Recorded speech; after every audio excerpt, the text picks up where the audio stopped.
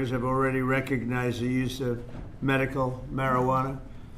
This reclassification order will make it far easier to conduct marijuana-related medical research, allowing us to study benefits, potential dangers, and future treatments. It's going to have a tremendously positive impact, I believe. We're also asking Congress to reconsider its classification of hemp-derived CBD to ensure seniors can access CBD products they have found beneficial for pain and other reasons. Some people are literally dying, and they're dying with tremendous pain, and this can, in many cases, literally stop it. And they have their senses about them, as opposed to painkillers, which don't allow that, don't allow them to die with dignity, frankly. I promise to be the president of common sense, and that is exactly what we're doing. This is really something having to do with common sense. And it's something having to do with the fact that so many people that I respect ask me to do it. People that are having problems, big problems. They are having big problems with illness, with cancer in particular. I now want to ask Dr. Oz to say a few words, followed by Dr. Braun, Dr. Casseret, Dan Wiley, and Dr. Valcow. And we'll sign the order as soon as they're complete. And we'll take some questions. Please, go ahead. Mr. President, thank you for always bravely pushing for common sense change, as you call it. So President Trump, Secretary Kennedy have been pushing for change. They're passionate in their desire to help the American people, and they have relentlessly pursued this agenda throughout this administration. This also includes a deep passion for research, gold standard research, as Secretary Kennedy also says. But there's another side to the president that often isn't reflected in media reports, and that's the deep passion he has for the people in his life. And he has called me frequently about the people who are calling him, as he alluded to, who are saying that they've got problems and they got relief from some of the solutions we're talking about today. Howard Kessler, who's standing behind me here, who's a mutual friend of ours, was an early caller of the president. Many others have ever reached out as well. And Howard's been a passionate advocate for avoiding narcotics, especially in seniors, and particularly seniors suffering from cancer. And that's a population that is a very important one.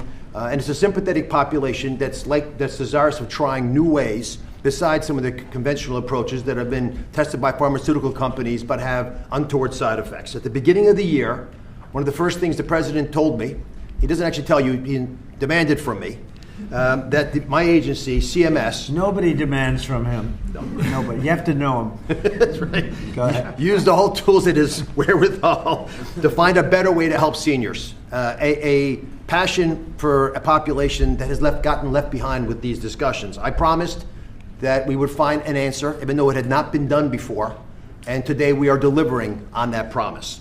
Today, our Innovation Center at CMS is announcing a new model and additional actions to give seniors access to cannabinoids. These are CBDs. They're non-addictive, which many are already using to manage pain. There's some clinical evidence that's showing that CBDs provide relief from common conditions that affect Americans, including cancer symptoms and chronic pain and a slew of other problems that affect disproportionately seniors and our veterans. And 6 in 10 people who use the CBDs report that they improve their pain. I think all of those people are calling the president, judged on the number of calls in support of what we're doing today. And sometimes these decisions are difficult, and there's a reason this hasn't happened before, and there's a reason, Mr. President, that every president before you has whiffed on this issue. It's tough. And I know there's going to be a lot of discussion about it. That's why we're so passionate about making it clear that this patchwork that we're working within now, the laws and regulations, they're leaving patients and doctors without adequate guidance on the safeguards of how to use these products, even though they're still being used. At Medicare, we cover 68 million Americans, including people under the age of 65. And they did not have a way of providing these treatments until today. With the president's insistence, that's all changes. The Innovation Center models are going to allow millions of Americans on Medicare to become eligible to receive CBD as early as April of next year, and at no charge, if their doctors recommend them. Thanks to the hard work of the entire CMS team, especially Abe Sutton and Gita Dio at the Innovation Center, the accountable care organizations in this country working in Medicare will be able to provide these products, again, at no cost to patients. Medicare Advantage insurers, and we've been calling them, are also agreeing to consider CBD to be used for the 34 million Americans that they cover. If you can hear my voice and you're over 65, you should pay attention to this executive order because it's going to touch your life. Again, this all becomes active after the first quarter of next year.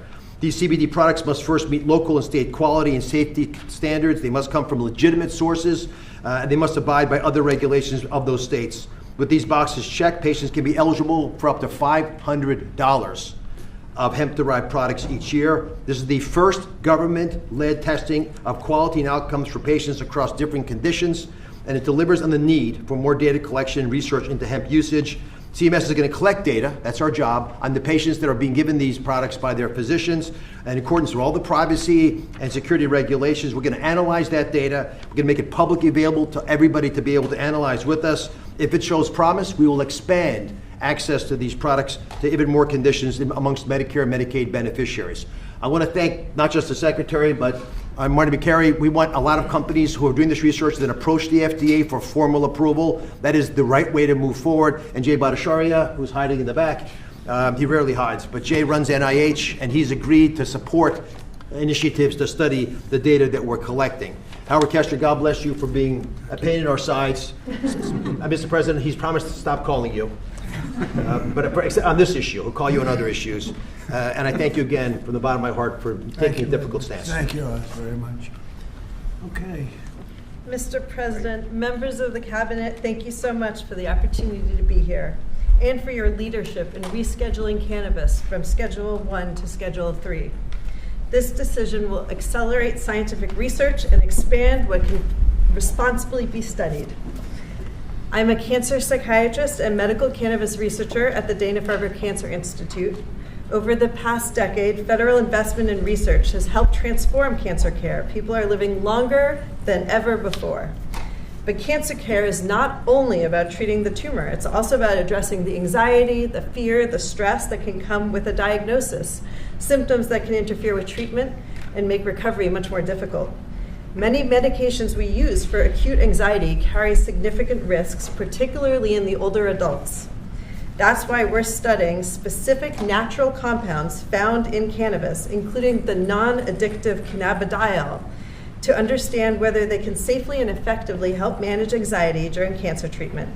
Rescheduling allows us to ask these questions rigorously about dosing, about safety, and who may benefit most. This research reflects the best of federal investment, helping people not only live longer, but live better. Thank you, Mr. President, for supporting careful, science-based research that puts patients first. Thank you. Thank you, Doug. That's beautiful. Thank you. I'll add my vote of thanks, Mr. President. I never really thought this day would come. I met a patient about 20 years ago, a retired professor named Elizabeth, who came to my clinic. She was dying of pancreatic cancer, and she asked me then whether cannabis might help her. And I said no, because that's what I learned in medical school. She reached into her briefcase, took out a 3-inch tall stack of articles, put them down on my desk, and said, "Really, doctor?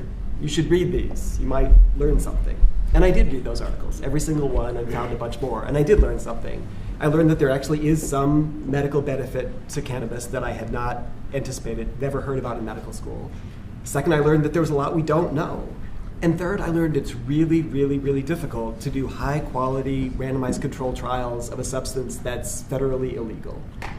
This rescheduling has the potential to change all of that and to rewrite the way that we do research related to cannabis in the United States in 3 ways. First of all, it'll democratize the research process so that all academic institutions can participate in research, not just elite academic medical centers. Number 2, it'll give patients and researchers access to highly refined, reliable sources of cannabis rather than relying on 1 or 2 sources around the country. And last but not least, it'll let us do the sorts of large-scale randomized controlled trials that we do in oncology and cardiology. Not dozens of patients, but hundreds or thousands of patients. That's how we learn, that's how we produce valuable knowledge that's useful in guiding treatment decisions. Mr. President, without you, this never would have been possible, and my patients and I and all of our families are grateful. Thank you. Thank you, Doctor, very much. Thank you very much.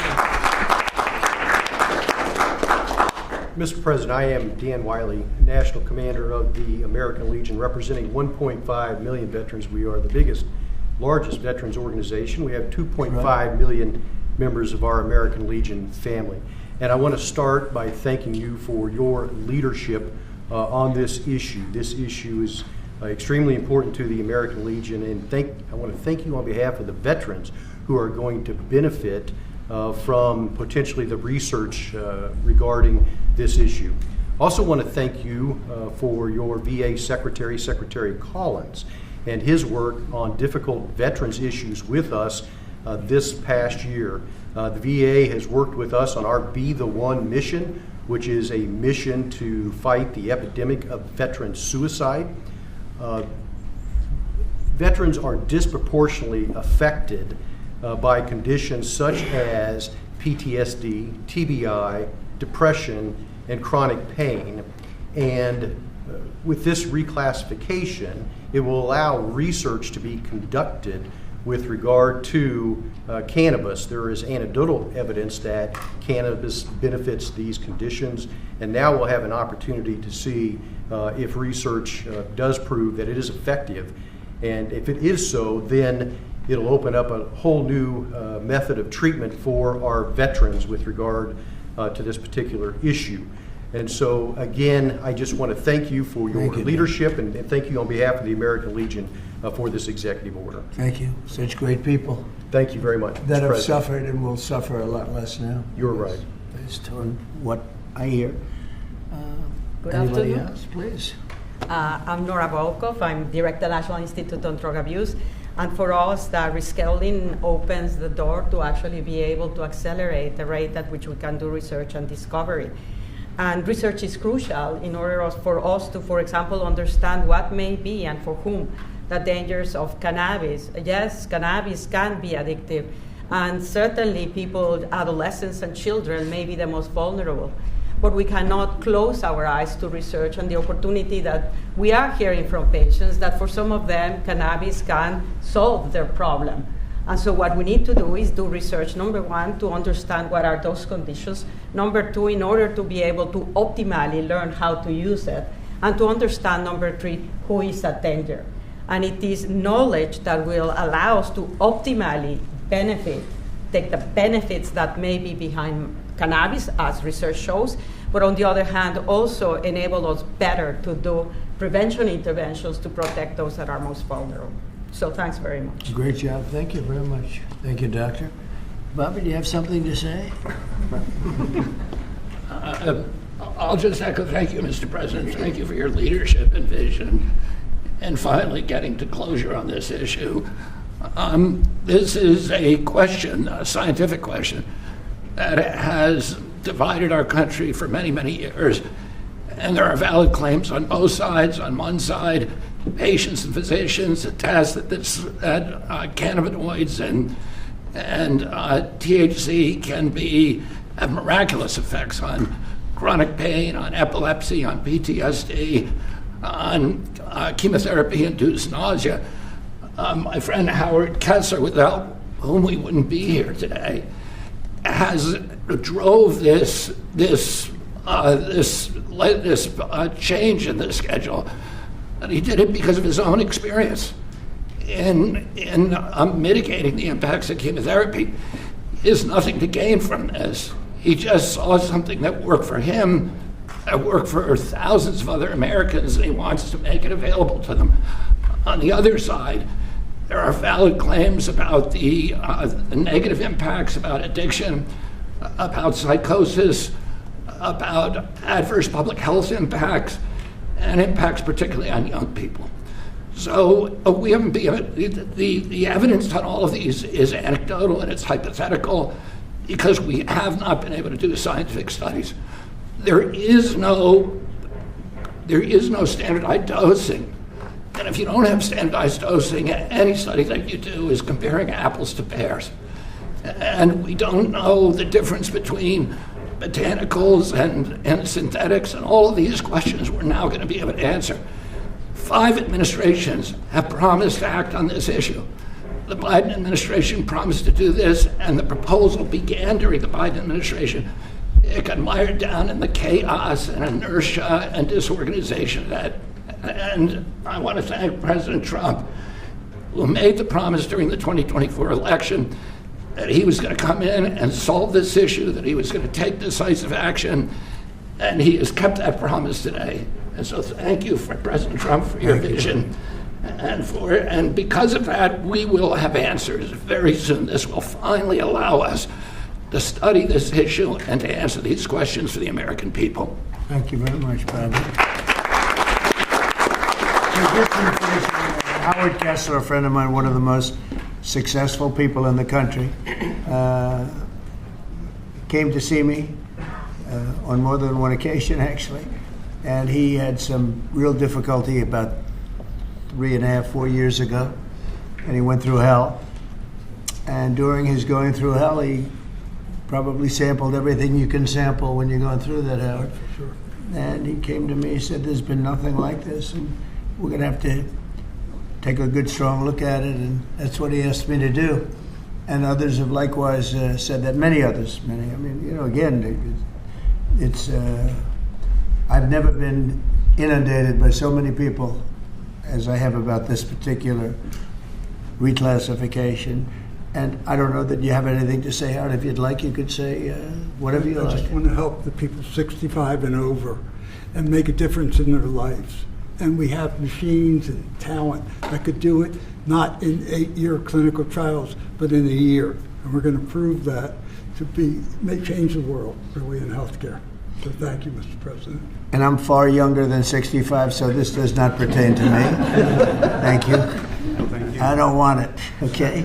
I'm not going to be taking it, but a lot of people do want it. A lot of people need it, and thank you, Howard, for really opening a lot of eyes. Okay, we'll sign it. We'll take some questions from the press. You can ask the doctors some questions, and it's an honor to do this.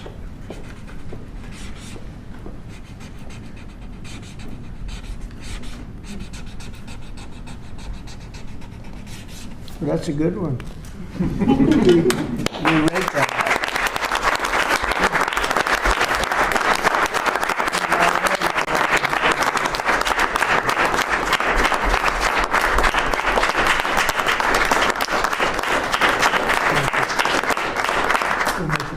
Thank you. Thank you very much, everybody. Any questions, please? Mr. President, Yes. a health-related question on your health care plan. You've said you want to make direct payments to Americans, but these Obamacare subsidies are expiring now in a matter of just a few days. More than 20 million Americans are now bracing for their premiums to skyrocket. Are you going to let this happen, or will you intervene? Yeah, they will skyrocket because it was never any good. I'd like to see the money that is going to the insurance companies by the hundreds of billions of dollars.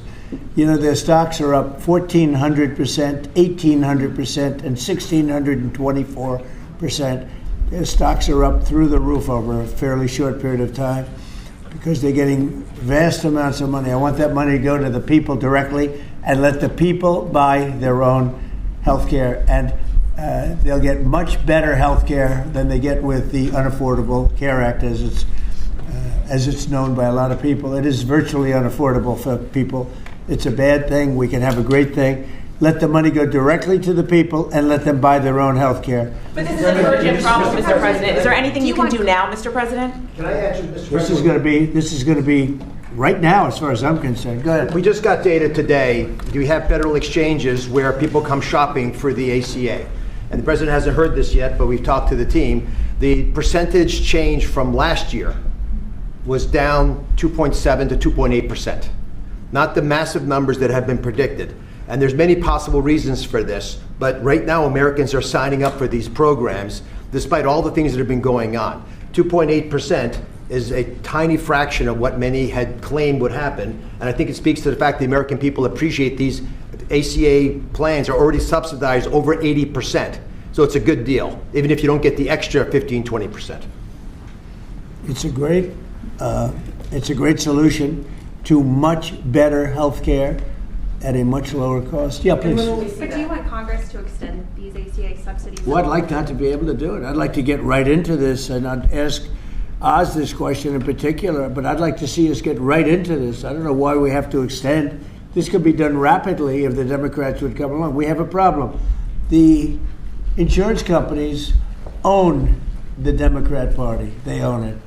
And the Democrats having a hard time. They give a lot of money to the Democrats. Very little money to Republicans, by the way. A lot of money to Democrats. And they're going to have to decide, do they want to do the right thing or do they want to be beholden to the, insurance companies? They're making a fortune. I want the money to go to the people. Go ahead, Oz. How would you say that? I agree with the president. We have some ideas out there. Congress is working through some concepts.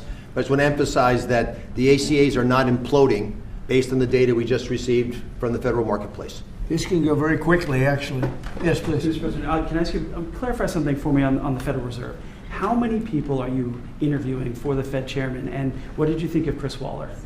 I think he's great. I mean, he's been a man who's been there a long time, somebody that I was very involved with in the sense of his career, and he's a fantastic man. I met him yesterday, again. So how many people are you looking at? We're talking to 3 or 4. I think every one of them would be a good choice, honestly. We'll be making a decision pretty quick. Is Michelle Bowman on that list too? Are you going to interview her? She's fantastic. She's a fantastic person. Thank you, Mr. President. Some GOP lawmakers have written to you in recent days saying they're concerned this executive order could normalize drug use for youth. How would you respond to them? You think about this particular today? Well, I think I'd let one of the doctors respond to it because they can do it a lot better than me. But I can only tell you that when you see polls of 82% of the people want this, when I have friends that are really, really sick and they've gone through, I guess you could say, unfortunately, I don't want to become too involved in it because I don't want it happening, but these are people that really know what's going on.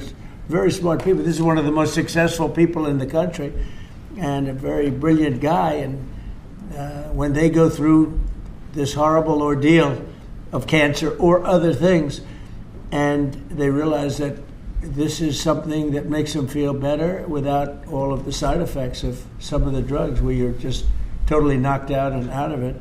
But I'd like to have one of the doctors maybe respond because you people do it better than anybody. I'm happy to respond. Yes. I mean, and my answer is we have had cannabis scheduled for how long? And it hasn't protected neither the adolescents nor the adults. We have 20 million people in the United States with a cannabis use disorder. This is not legalizing it. It's making easier to do research so that we can use it when it is indicated and optimally.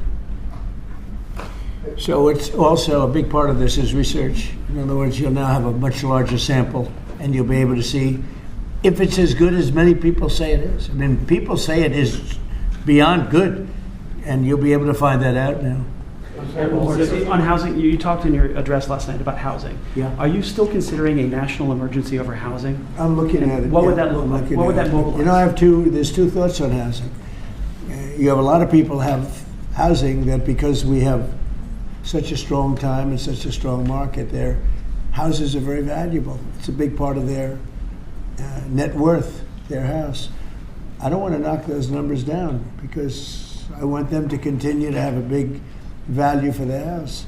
At the same time, I want to make it possible for young people out there and other people to buy housing. In a way, they're at conflict.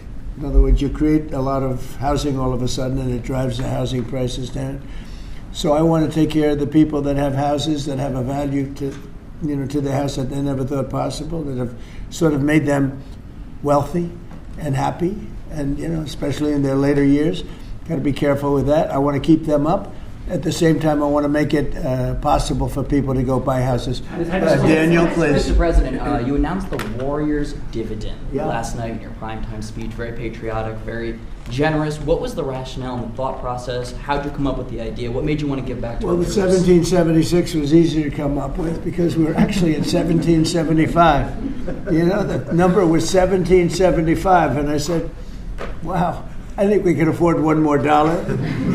But they came up to me, it was $1,775. So I said, well, let's add a dollar to it. I think we can find that. And very simple. We've had a military that, in my opinion, by other presidents, was not treated well. They're incredible. They're our finest people. They're protecting us. And because of tariffs, we're taking in billions and billions of dollars more than we ever have before, with no inflation, by the way, with no inflation. You saw the inflation numbers. They just came out today. What great timing. Practically no inflation. And yet we're taking in hundreds of billions of dollars. And this is small potatoes by comparison, but it's a way of taking care of our warriors, our soldiers. And I appreciate that question, Daniel. Yeah, and Carolyn It was an easy one. She just posted on X, your press secretary, that the board members of the Kennedy Center voted unanimously to rename it the Trump Kennedy Center. What is your reaction to that? Well, I was honored by it. The board is a very distinguished board, most distinguished people in the country. And I was surprised by it, and I was honored by it. You know, we're saving the building. We saved the building. The building was in such bad shape, both physically, financially, and every other way, and now it's very solid, very strong. We have something going on television, I guess on the 23rd December. I think it's going to get very big ratings, and the Kennedy Center is really back strongly. It's in very bad shape, very, very bad shape physically. And we're also to get Congress to put up a lot of money and other people to put up a lot of money. We had a lot of donors come in for record-setting numbers, so we saved the Kennedy Center. And I was really, this was brought up by one of the very distinguished board members, and they voted on it. And there's a lot of board members, and they voted unanimously. So I was very honored by it. Thank you. Mr. President, will you be seeking any authorization from Congress for any land attacks on cartels in Venezuela? For anyone? For any land attacks on drug cartels in Venezuela? I wouldn't mind telling them, but it's not a big deal. I don't have to tell them; it's been proven. But I wouldn't mind at all. I just hope they wouldn't leak it. You have people leak it. They are politicians, and they leak like a sieve. But I'd have no problem doing that. On that, Mr. President. Yes, please. Mr. President, there's a meeting this weekend on Ukraine in Florida. What are you hoping will come out of that meeting? Well, they're getting close to something, but I hope Ukraine moves quickly. I hope Ukraine moves quickly because Russia's there. And, every time they take too much time, then Russia changes their mind. 27,000 soldiers were killed last month. Think of that. What do you think of that, doctors? 27,000, it's like a half a football stadium. Were killed in 1 month, and it's that way. It's anywhere between 20 and 30,000, mostly soldiers. Also, some people from Kiev and other places, but largely it's the soldiers. They're losing their lives. Nobody's ever seen anything like it. It's the worst since World War II. And you've heard me say I settled 8 wars, some going on for 35 years, one going on for 37, one going on for 32. And 8 wars, and I thought this would be an easier one. This is because of the animosity, the hatred. It's a little bit more difficult than we thought, but there's a chance we can get this done maybe soon. Sir. Remember that 25 to 30,000 people being killed a month, young people being killed a month. Steve, please. When do you expect to make your announcement about the new Fed chair, sir? Before the end of the year? What do you think? Over the next couple of weeks. I mean, I don't know before the end of the year, but pretty soon. And then the Rocky Mount, North Carolina tomorrow night. Tell us what your message is going to be there, sir. Say what?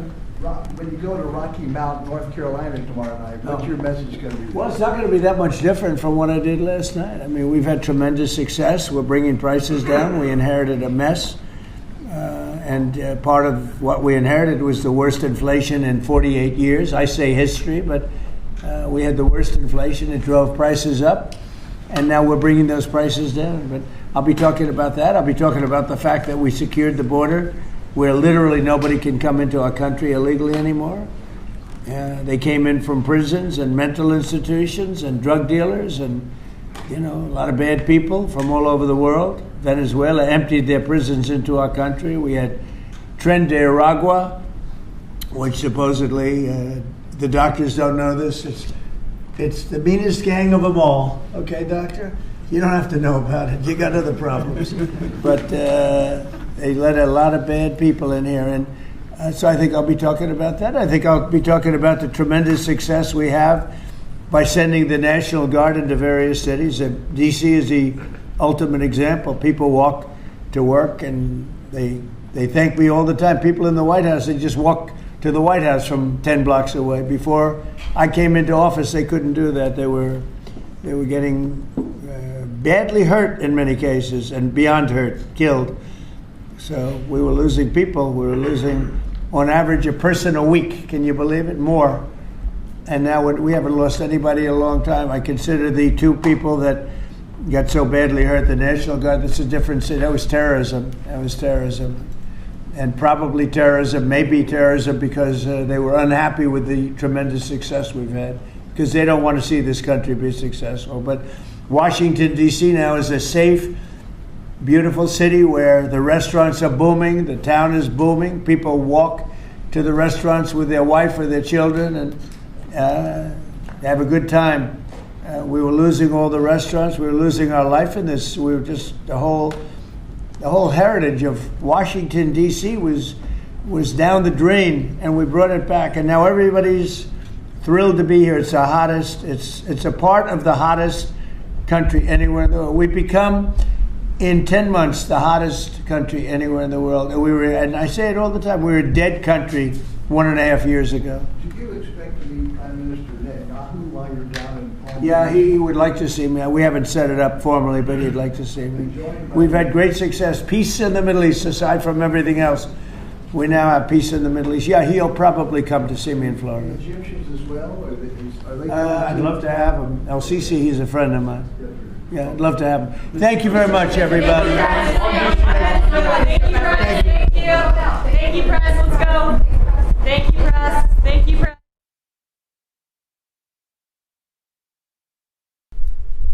All right. Well, that was President Trump. I didn't even know that was happening. I was getting ready to go get some coffee, and everybody went live. Either way, this is sort of cool, I guess. A lot of people trying to figure out what exactly this means. I've seen a lot of videos leading up to today with people talking about this, lawyers and whatever, political people and stuff like that. They're all saying this is not going to change anything criminally.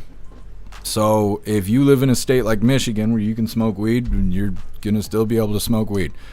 If you live in a state where you can't smoke weed, then you still can't smoke weed. And if you know somebody who went to prison for weed, they're going to stay in prison for weed. Like, that, nothing's going to change for us, from what I understand.